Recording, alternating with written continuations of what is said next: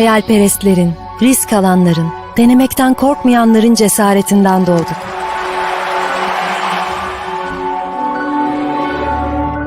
Bizi asla yarı yolda bırakmayan o sesin rehberliğiyle ilerlemeye ve öğrenmeye devam ediyoruz. Bunun için varız. Bu yüzden gece geç saatlere kadar lambalarımız sönmez.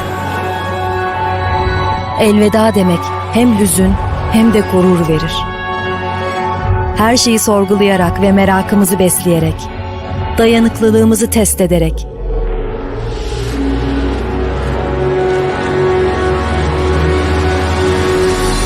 sınırlarımızı aşarak, ilerleyerek ve yeni ufuklar açarak yeni bir yol buluruz. Yeni icatlar çıkararak, kendi yolumuzu çizerek. Burası fikirlerin doğduğu ve yeni fikirleri doğurduğu, bizim de doğduğumuz, birlikte büyüdüğümüz ve yükseldiğimiz yer. Burası Yakın Doğu Üniversitesi. Good morning. Welcome to the second event of the Global Security Seminar Series organized by the Nearest Institute this spring term. My name is Mustafa Çıraklı and I'm the director of the Nearest Institute. Today we will once again be discussing an issue that remains high on the international agendas, and that is, of course, the geopolitical rivalry and competition in the Arctic region. There are, of course, a number of dynamics which explain why the Arctic as a region ranks quite high in the lists of strategic considerations of policymakers around the world. Firstly, of course, climate change is an influential factor that has shaped the region in an environmental way, which meant that global climate change, which is affecting that region a lot faster than the global average, has meant that it is now easier to navigate in that region, but also it has become a lot easier to extract resources. We've also been witnessing the increasing militarization of the region through build-up of military infrastructure, aerial maneuvers, but also large-scale military exercises.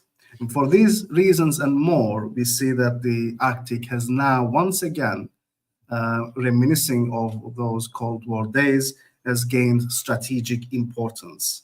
And both NATO, which has taken up a new, perhaps, mission now in the context of what is happening in Ukraine, but also the Russians, on the other hand, are paying more and more attention to this region. We see greater NATO involvement through what we call the multinational force. And on the Russian side, we see that there is a very clear, explicit message that the Arctic is now seen by Moscow as part of the Russian sphere of influence. Now, we are joined today by a very distinguished guest and a very good friend who is going to be helping us make sense of what is happening in the Arctic region. And that is, of course, Dr. TOBIAS ETZOLD. TOBIAS ETZOLD is one of the leading scholars on Arctic security, and he's currently a senior research fellow in the research group for security and defense at the Norwegian Institute of International Affairs. He mainly works as a project leader of the ClimaCERC, which stands for Climate Change, Arctic and Security Project, within the Multinational Capability Development Campaign. Just to give you a bit of a background on Dr. TOBIAS ETZOLD, before joining NUPI, Dr. ETZOLD also worked as a lecturer at the Norwegian University of Science and Technology in Trondheim, and as a researcher at the German Institute for International Security Affairs, or the SWP in Berlin. Without any further ado, Dr. ETZOLD, thank you very much for joining us. And I'm sure it will be a fascinating discussion We will also be taking some questions and comments from our audience at the very end as well. But without any further ado, welcome, and the floor is yours.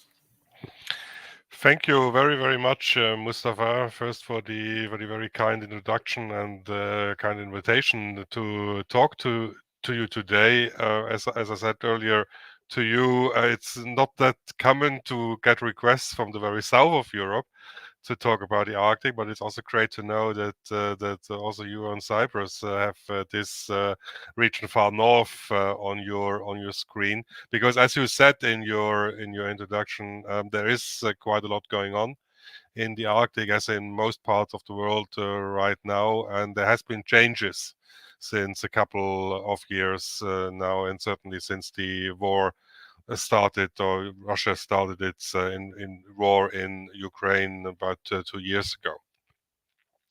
So this is what I will be leading you through now, talking a little bit about the geopolitical situation in the Arctic, in particular with a focus on the more recent changes, on the increasing militarization Mustafa already mentioned, and I will then towards the end, because as Mustafa said, I'm particularly dealing at the moment with the impacts and the implications of climate change on security and military operations. I will also talk a little bit about this. So what does that mean? What does climate change mean for the Arctic from a security perspective?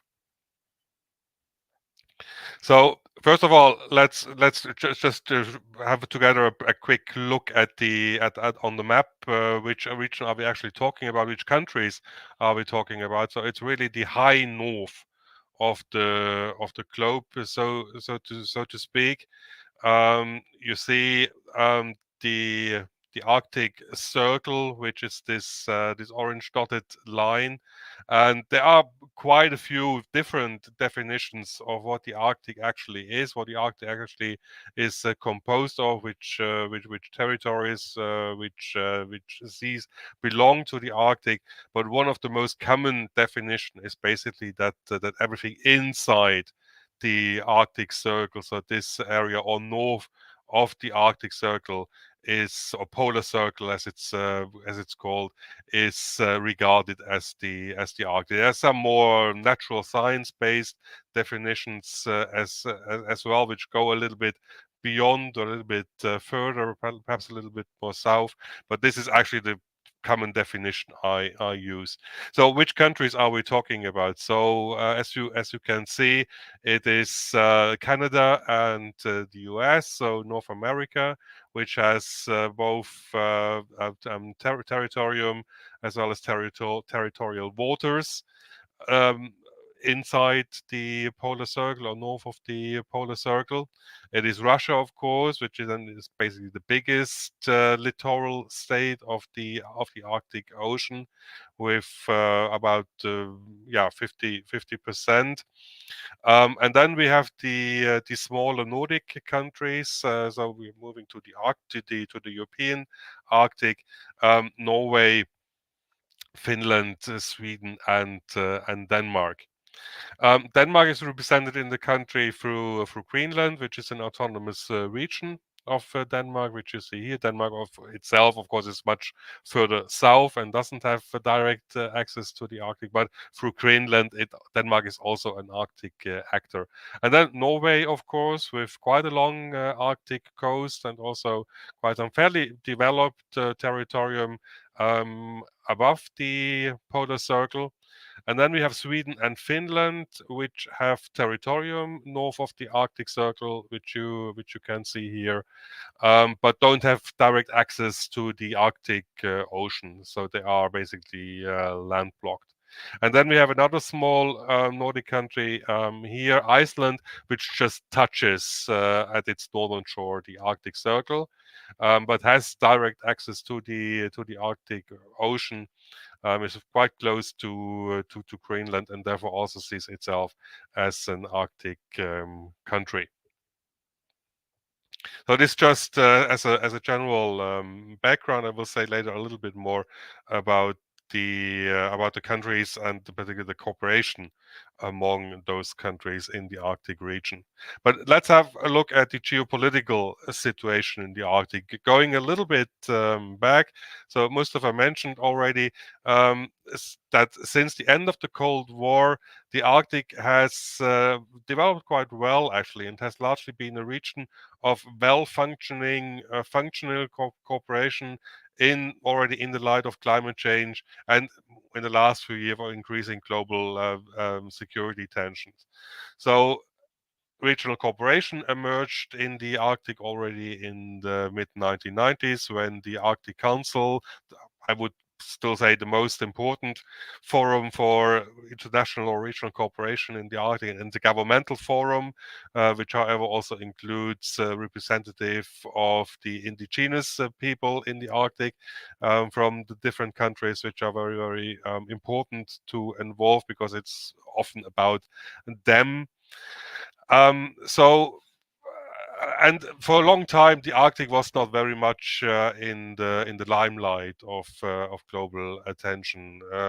So therefore, peaceful regional cooperation could develop there, mainly pragmatic, mainly on issues such as environmental impacts,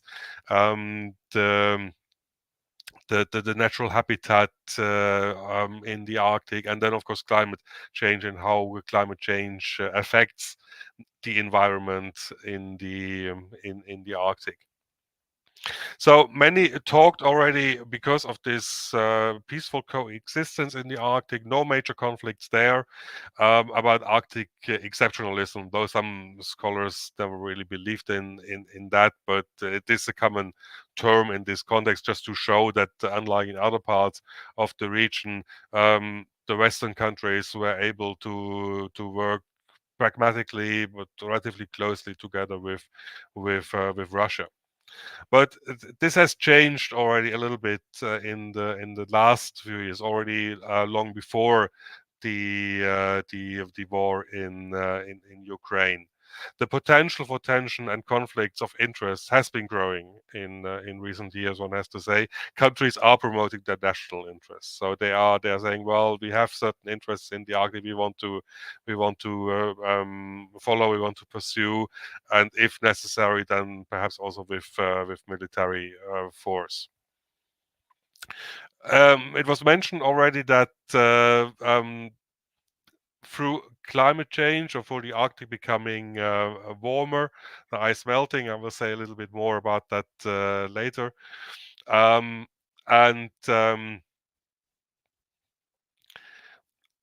also the sorry, now I lost it for a moment. The Arctic becoming warmer and better accessible. The resources of the Arctic, the rich resources of the Arctic, also become better accessible.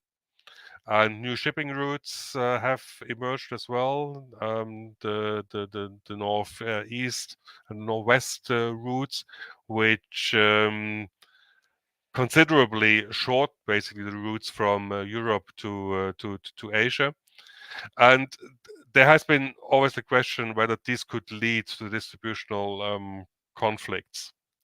And there also has been a question whether there will be territorial claims and or border claims leading to conflicts around this. But so far, no conflicts about resources, about shipping lanes, about territorium or borders have really emerged. There have been a few small territorial conflicts about small islands, for example, between Denmark and Canada, but it was never something really serious, and they could be settled on the diplomatic table.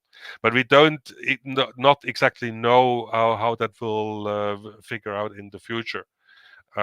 Whether possibly some conflicts about resources, for example, will come up.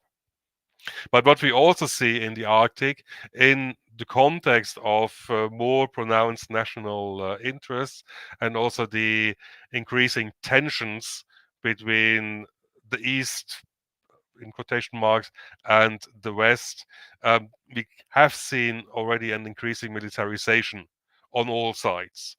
It has perhaps, well, there are different views, of course, on that, but it probably has been started by Russia, which already around 2010 and then at the latest around 2014 has started to revitalize old military bases from the Cold War period, and then the other countries had to follow suit and also revitalize some of their bases and started spending more in the Arctic, but a little bit more on that later.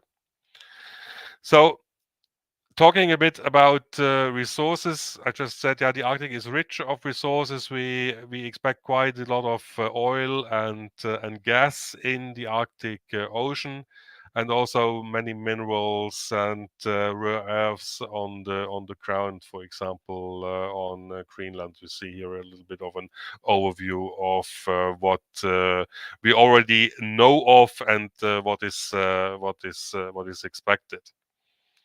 Here on this map shows the oil and gas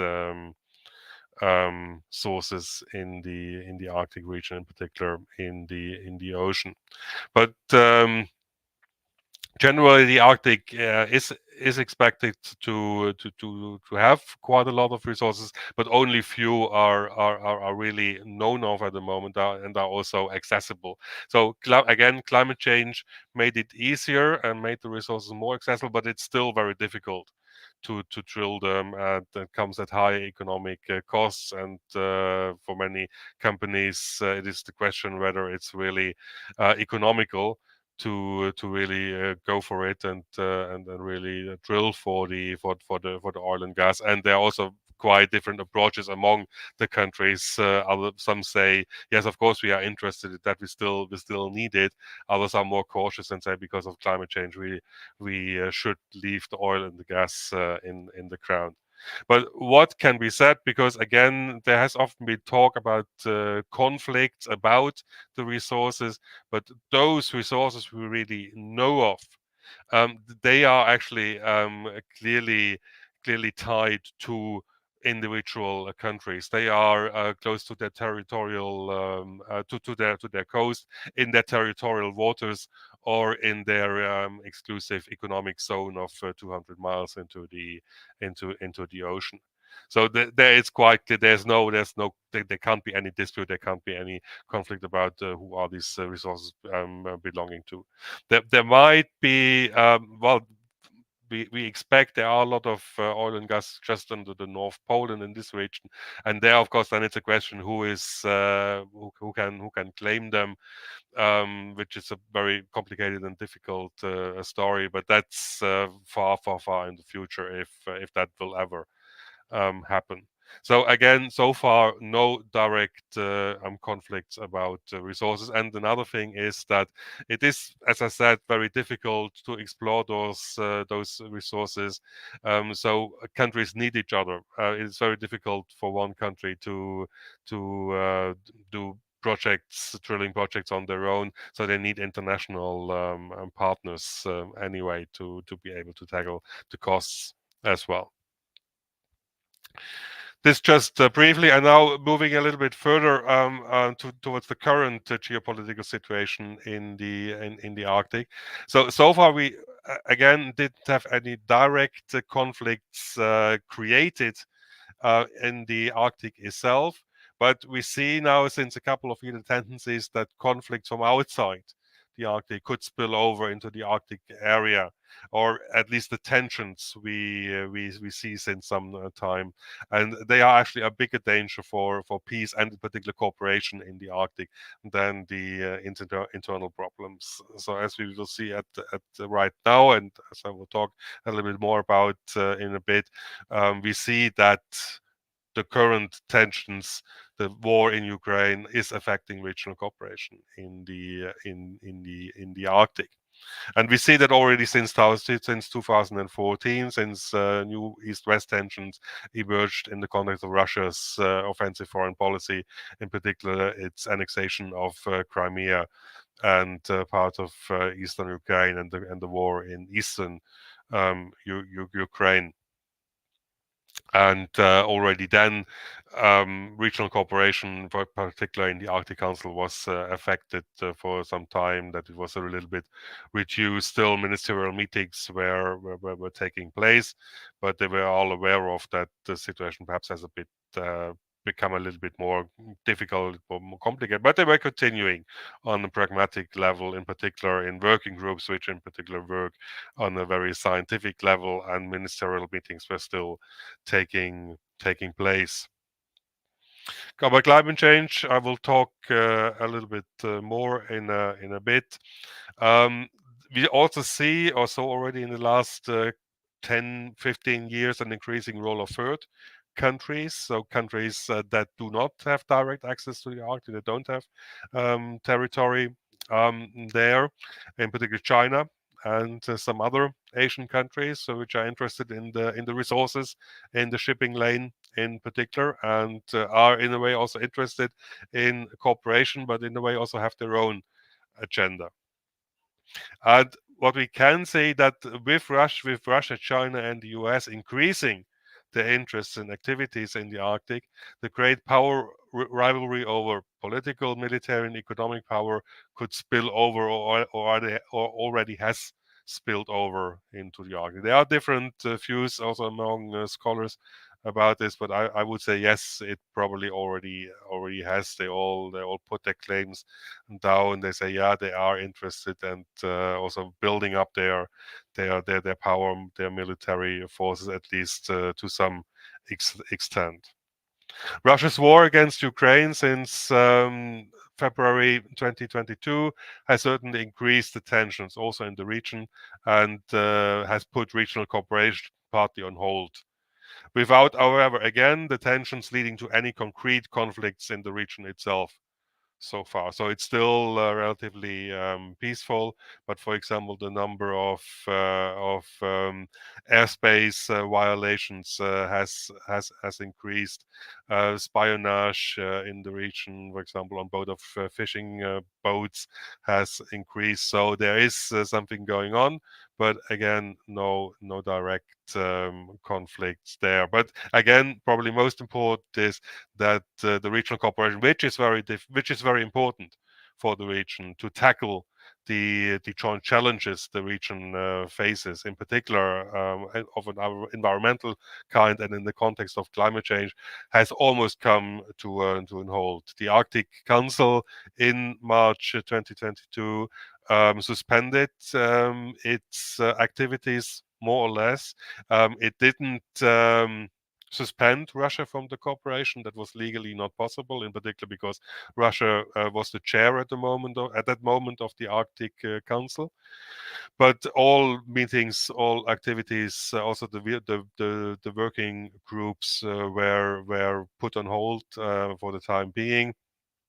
Only the Norwegians, which took over the chair about a year ago, in May last year, they tried to slowly and cautiously restart it again, in particular restart the working groups, including Russia. So Russia is still a member of the Arctic Council. It has not been suspended. It has not withdrawn, such in some other cases, such as the Council of the Baltic Sea States in the Baltic Sea area. So it's still part, and the Norwegians also have clearly said, yeah, we still want to cooperate with Russia. It's necessary to cooperate with Russia.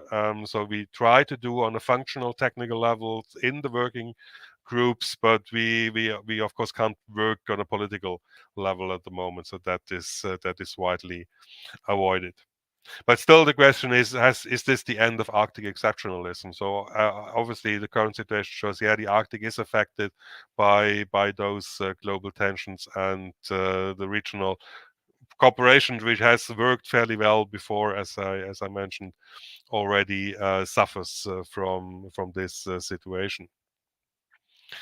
So what are the direct implications of Russia's war against Ukraine for Arctic security? So one most obvious or most prominent one is perhaps that, as you all know, As a direct follow-up of Russia's invasion, Finland and Sweden, who have been neutral or non-allied for a long period of time and didn't really discuss seriously joining NATO, not even after 2014, when the situation already deteriorated a little bit more. But then it went very quickly, and they were discussing and putting their accession applications for NATO membership in quite quickly. And Finland joined NATO last year, and Sweden 2 months ago. And that is, from a Western perspective, an asset for NATO in the Arctic, because again, Finland and Sweden are Arctic countries as well, and they have strong military powers. They are equipped. They are experienced with working in the harsh conditions of the Arctic. So therefore, everyone basically agrees that Finland's and Sweden's NATO membership is likely to strengthen NATO and its operations and its capabilities and the high north, and this also to contribute to stability across the region on the western side. But then on the other side, leading to an even more divided region with NATO countries on the one side, and so all other Arctic countries, but Russia are now in NATO, and Russia and China and their allies, other BRICS countries such as South Africa, Brazil, on the other side, and that is probably a danger also for the far future, and might also make regional cooperation in the Arctic, even when once the war in Ukraine is over, more difficult on the long term. And there is a fear on the Western side, and probably also on the Russian side, that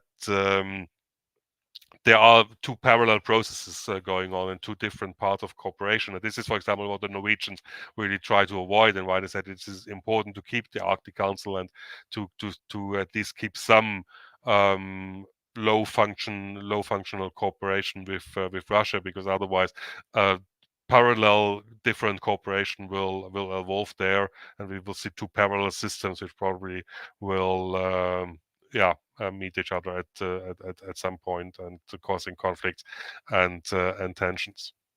Again, what we also can see even more since 2022 is that all Arctic countries step up their forces and military investments in their northern territories. Only very recently, both Norway and Finland and Sweden presented their long-term military strategies, and which, amongst others, allocates a lot of new resources, both in financial means as well as in manpower, new battalions, new brigades, in particular in their national high north, and also the other countries such as Denmark, the US, which is about to present its new Arctic military strategy quite soon, and Canada are more or less doing the same. Also, the number of military exercises and trainings in the region is increasing on both sides. There have been huge military exercises in the Arctic region, in different parts of the Arctic region, with big international involvement in Arctic territories and waters quite recently. And also Russia does the same. It really shows that while until only a couple of years ago, the main concern for all the Arctic countries was climate change, was the environment, resources, accessibility, shipping lanes. Now, hard security is really the number one concern for all the countries of the region, and it really has become, and you can see that already in related documents, a new priority in their Arctic policy. And again, also NATO looks more up north than before. NATO doesn't have yet an Arctic strategy, and there's the question whether it really needs one. But NATO certainly is dealing more with the situation up there. For Russia, the Arctic is one of its most important strategic areas, and it continues to heavily invest in its military infrastructure and the capabilities in the high north, despite great losses in the Ukraine. There was a bit uncertainty after when the war started 2 years ago, whether Russia will still be capable to keep out its attention for the high north. And it's still true that most of its ground troops are all bound in Ukraine, and many think Russia will probably not be able to issue a major attack in the Arctic, but it's still strong there. It has a strong navy base in Murmansk, the northern fleet, and is still keen on developing its resources and power there. So, as an expression of its desire for global attention and military control.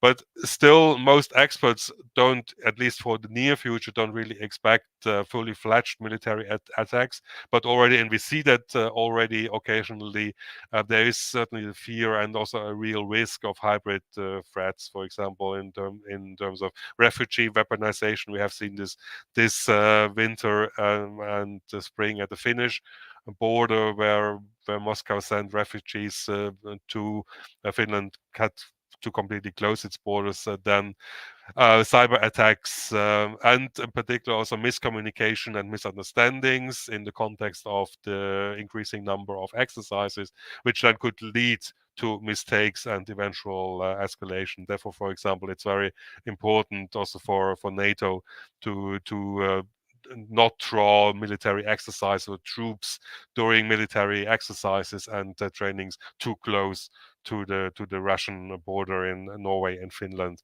in the high north, in order to avoid these kind of misunderstandings. But the risk is already there, and something is very quickly perceived as a provocation. Of course, for example, when the biggest U.S. Aircraft carrier Harold Ford was sailing along the Norwegian coast and was even in Oslo a year ago, that was perceived by Russia already as a provocation.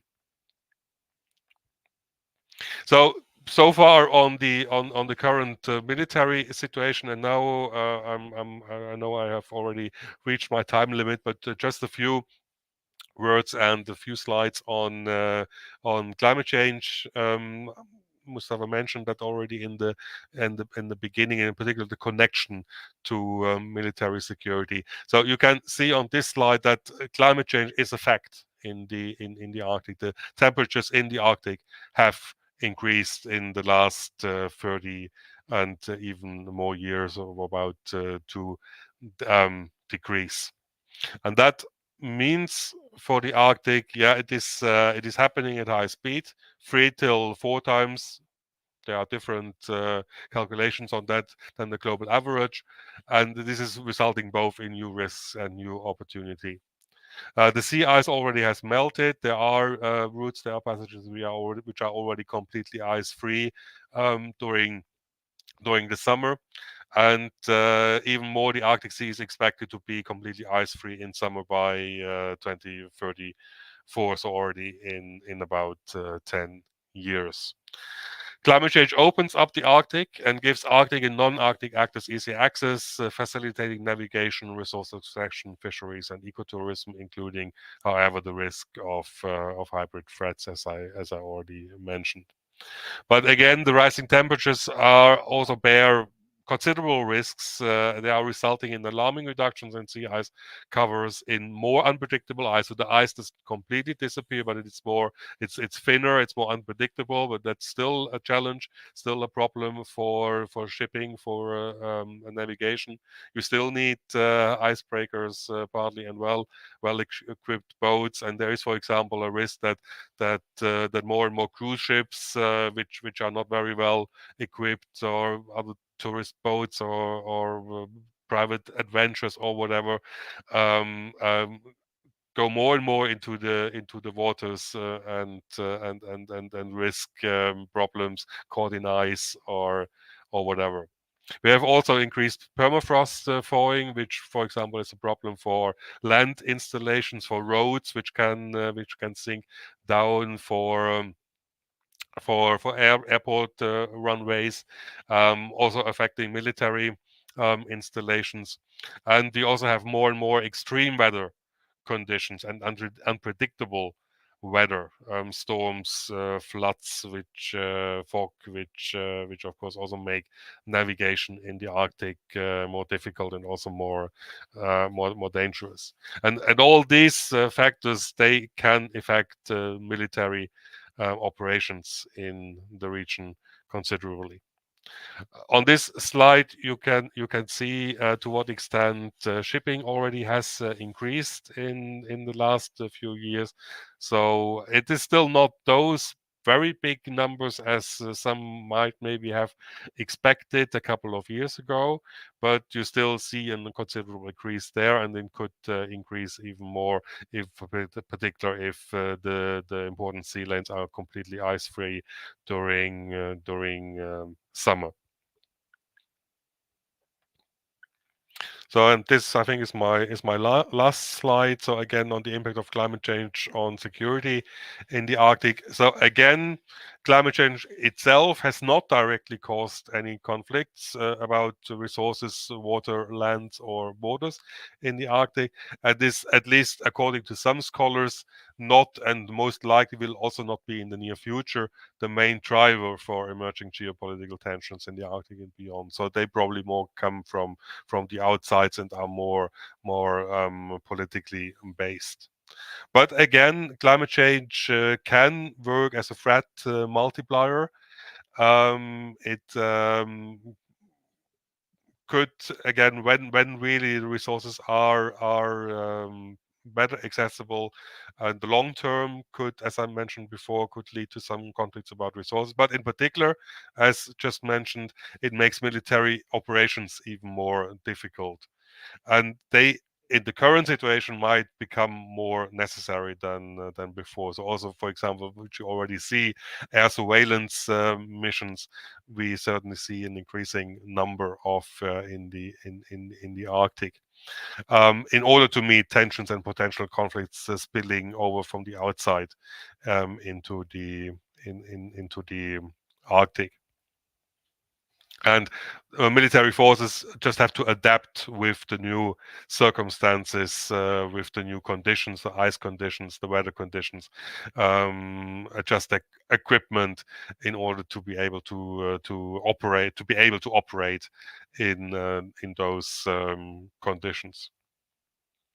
But what maybe is most important, and here I come back to one of the points I made at the beginning, militarization and increasing tensions in the Arctic put a strain on mitigated climate change, on climate change mitigations, and in particular effective cooperation around climate change, which is still very important. For example, at the moment, again, as I said, there's a lot of scientific cooperation, and you need data. You need data from all the parts of the Arctic, including the Russian Arctic, in order to know how climate change is already affecting the sea, the ice, the habitat of animals, of plants, and so forth and so forth. And at the moment, we are in a situation where you just can't get those data because there is hardly any collaborations and any connections. And this is seen as a major problem by many, because you need those data, you need those scientific cooperation, including all the countries of the region. And yeah, we don't know how that will work out in the future. So just to conclude, I hope I didn't draw a too gloomy picture. Again, no direct conflicts in the Arctic as yet, but some more tension, and in particular the future is very uncertain. We don't really know as yet how everything will turn out there. So with this, I thank you very much for your attention, and looking forward to your questions and comments. Thank you so much, Dr. ETZOLD, for that fascinating presentation. And I think, to me, it's a very intriguing region in the sense that it showcases some of these complex dynamics that have been at play for some time, shaping the international order, but also perhaps giving us clues as to the what the disorder may look like if it comes to that. There are some questions that the students are sending me through their private channels. But what I'm thinking is, in order to make best of the time that we have, that I start with their questions, but merge some of them rather than reading them out. Well, there's one on the which is a very good one actually. It's asking which the reasons which account for Russia's continued engagement with the Arctic Council as opposed to what's happening with the Baltic cooperation. And considering that Sweden and Finland also joined NATO, what explains this, that Russia remains engaged? Is it just the Norwegian factor there, or is it more something different at play? So let's I suppose we can start with this one, Tobias, and then I'll read more out as we go through. Yeah. Yes, about Russia's engagement in the Arctic Council. Well, for some reason, the Arctic Council always has been important for Russia, and it has been fairly engaged in the council. Really shown interest. Foreign Minister Lavrov has been attending most of the ministerial meetings, and they said actually right from the start after February 22, they want to keep going, but. Of course, well, they gave a bit the Western countries the blame for that the Arctic Council didn't fully function at the time. Of course, there are very different perceptions. Everyone has their own perception of what is going on.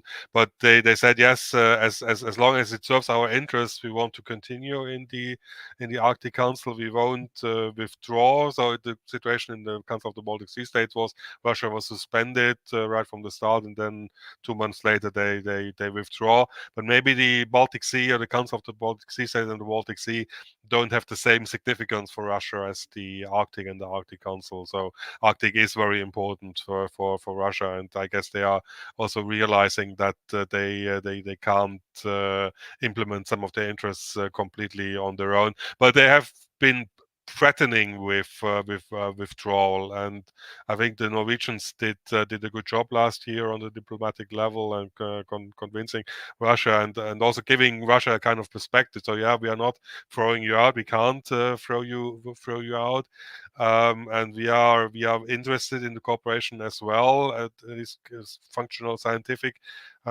cooperation.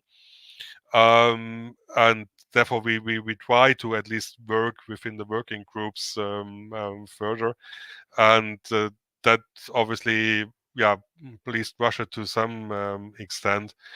But again, at the same time, they are also trying to establish and to step up some alternative regional cooperation with China and some other countries from outside the Arctic region. To what extent NATO membership of Finland and Sweden takes place? Yeah, I mean, Russia, of course, is very much opposed to Swedish and Finnish NATO membership, and also made that very clear. And they said very clear from the start, Finland and Sweden will see the consequences from them joining NATO. And maybe this refugee weaponization I mentioned is one indicator or one sign for that. But on the other hand, the reactions haven't been as harsh on the Russian side as some in Finland and Sweden itself might have feared. And I don't see that these countries joining NATO has affected the Arctic Council more than already all the other circumstances did before. So I don't think it has changed Russia's attitude, because it already has been critical and cautious. And Russia probably will just see how it goes within the Arctic Council, what it can get out of it, and probably then decide after some years whether it wants to stay in it. It has only recently left the Barents Euro Arctic Council, which is a more kind of soft power thing, a regional cooperation infrastructure, in particular with Sweden, Norway, and Finland. There, obviously, they didn't see any use in that, and but they probably will just see to what extent the Arctic Council will be of use for them in the future. There's an interesting question on the US. You mentioned that they will soon be publishing their Arctic military strategy. And the question is with regards to your expectation as to what this strategy may entail, but also a little bit speculative. What happens if Donald Trump gets reelected? This is there you go. Yeah. A little speculative, but I suppose with Yes. the Arctic military strategy, what are the expectations? What is this going to entail? Will it meet the expectations? Yeah. I think that's a good question. Would you like to say a few things? Maybe Yes, absolutely. Well, I mean, U.S. As still the global power is also a very important actor in the Arctic, and but surprisingly enough, the U.S. For a long time didn't really have a distinct interest in the Arctic, and also its engagement in the Arctic, both on the national level, the interest for US Arctic is Alaska mainly or only, but also internationally. So they also drew a little bit back, but certainly the interest and also the engagement has increased. It has increased in the Obama administration between 2008 and 2016. So there, the US certainly stepped up its interest. Also, for example, in the Arctic Council, really showed, it is important. It's an important area for us. It's a close area to us. Climate change is affecting us, so we need to do something there together with the other Arctic countries. Then, in the Trump administration, the interest and the engagement was rather low again. They didn't really see it as a big priority. They had other focus areas. I think the only major indication of some interest was this bit strange offer of Trump towards Denmark to buy Greenland, which obviously was not a very serious thing. But then under the Biden administration, since 2021, in the light of attention, and certainly since Russia's war in Ukraine, the US has increased its interest, its engagement has really stepped up. The national Arctic strategy came out just a few months after Russia's invasion, I think in autumn 22, and there you already can see quite a clear difference to previous documents. Certainly, there already security is a big issue. The US sees the Arctic as crucial in terms of national and international security. And without knowing the details and without being an expert for security policy, that will certainly also be reflected in this new distinctive MOD, US Ministry of Defense Arctic security strategy. So yeah, they are stepping up their forces there in Alaska, in particular, where they have some big bases, and also their international cooperation within NATO. They have revitalized their bases on Greenland and in formerly Thule, on Iceland, Keflavik. The US is taking the Arctic more seriously than before, and are also willing and able, at least at the moment, at least under the Biden administration, to make their contribution and share the burden. How it will look like under Trump, well, as you say, you just can't speculate about, but well, you probably can't throw it back completely, and also he and his administration might now recognize the new circumstances. So the national and also the global significance of the Arctic has changed. So they might have to recognize that, but it will probably not be a major priority, so they will probably still be. Because he's also already saying he wants to draw back from Europe. He wants to scale down the U.S. engagement and support for Ukraine. He wants to be the European NATO countries more in charge of their own security, and that might be true for the Arctic and for Arctic security then as well, while he's focusing more on China, probably. Now, on that very China point, the next question is on China, of course, and that's quite interesting because China has been on the scene for quite some time, and we see China in different theaters investing heavily. Take for instance the Belt and Road Initiative. They are investing in these investments and the diplomatic initiatives. They are very much out there. We are able to see them. And this has also brought with it different projects. You have the IMEC, another corridor that was, of course, that would go through starting from India, and it received the US backing as well, although it's now being shelved because of what's happening in Gaza. The Central Asians, they are talking about their middle corridor.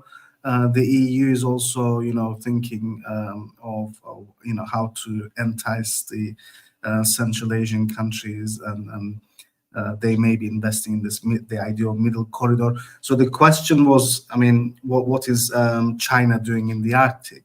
And I want to add on to that and ask, whether Chinese engagement has this sort of an idea behind it of a new corridor or new trade route, or is it more strategic power projection?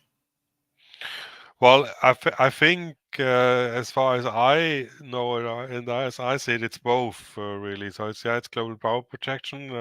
They want to be kind of everywhere, show their force, show also that they can be present in regions which are not close to them. Though they see themselves and officially call themselves a near Arctic state already.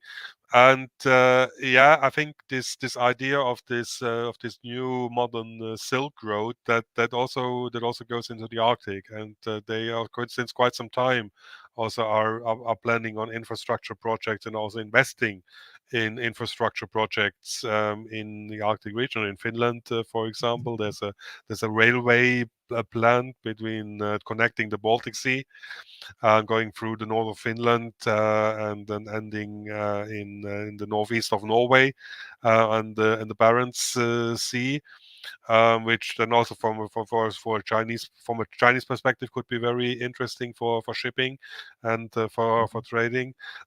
Chinese ships are already using increasingly the northeast passage along the Arctic, the Russian Arctic coast.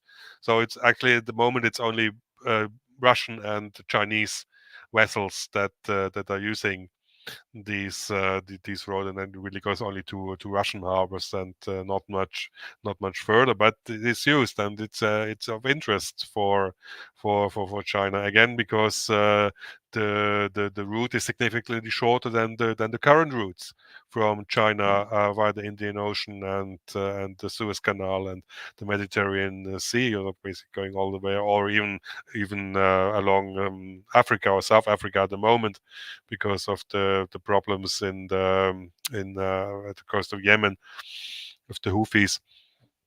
So China is interested in shipping lanes. It's interested in the minerals. It has already been investing in some mining projects in Greenland, for example, and it certainly is able and willing to step up its engagement. And there's a certain fear among Arctic countries, the European Arctic countries, in particular smaller nation, they some fear a little bit that they are kind of overrun.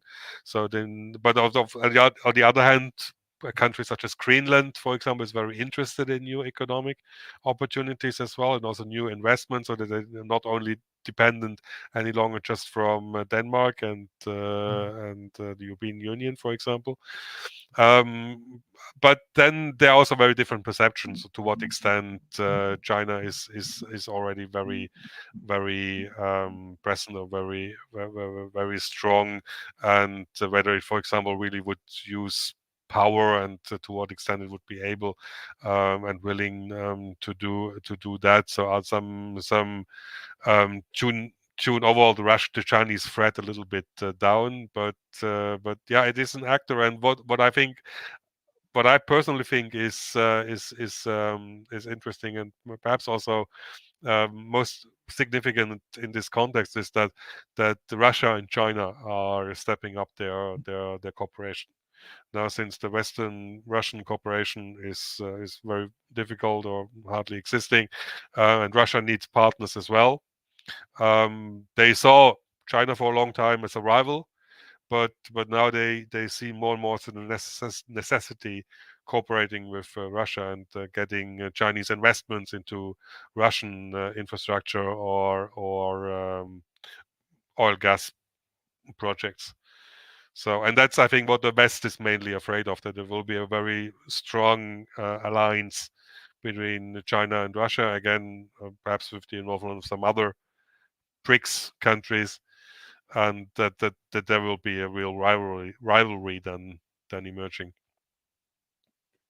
Thank you, Tobias. We are sort of running short on time, but maybe a very quick one, the last question, and it's on the examples of cooperation. And I think they are trying to ask, whether a reset in relations is possible to foster greater cooperation in the Arctic. And I think they mean between the Arctic countries and Russia. Sorry, I didn't quite get it. Whether I think they are sort of getting at, whether a reset is possible between reset. Yeah, resets. Yes, yeah. And what sort of what would be needed for greater cooperation in the Arctic for the needs of the region. So maybe some final thoughts. If there is any sort of a positive. I'm not on the side of the positive. I think the future looks a bit less positive for me. But yes, it's a bit speculative again, of course, as well. And I think it depends very much how far the Western countries want to go. I mean, the immediate reaction of Western countries in all international and regional cooperation forums was really after Russia's fall. We can't, and we don't want to cooperate with Russia for the time being.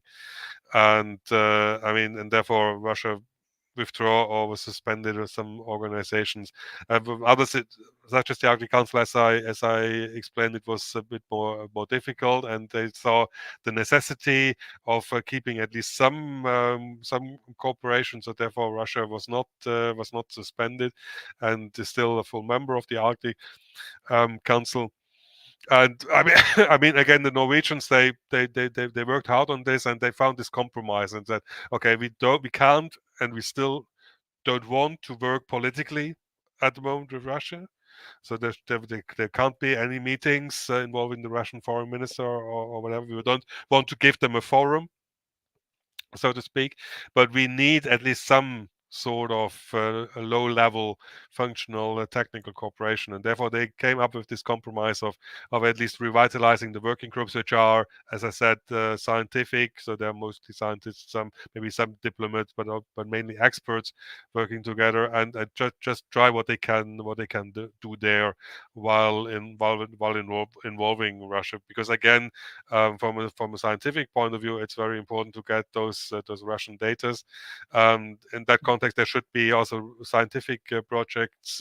Hope in the future. I mean, at the moment, also this is more or less on hold. But I think that would probably be the most realistic and also the most positive message from this. That at least on this level, some functioning cooperation can take place again.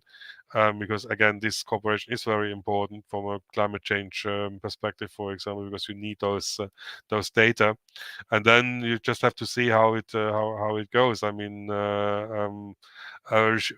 regime change in Russia, it's unlikely, at least in a short perspective. But of course, if that ever happens, I mean, and if there is really a change and that war in Ukraine has come to an end, then I think the Western countries should leave at least the doors open, or at least a jar of door open, and give then Russia the opportunity. But we are not there yet. So at the moment, it can be only very low level technical functional cooperation.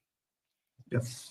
Well, we are at the end. We just sort of above the time limit, unfortunately. But it was a fascinating presentation and fascinating insights. So thank you so much, Dr. ETZOLD, for sharing your insights and expertise with us on this issue that I suspect will remain on top of the agenda in the foreseeable future. And thank you to our audience as well who've been watching us. So do make sure that you follow the Institute on our social media to remain informed on our upcoming events and research. So that's all the time we have for today.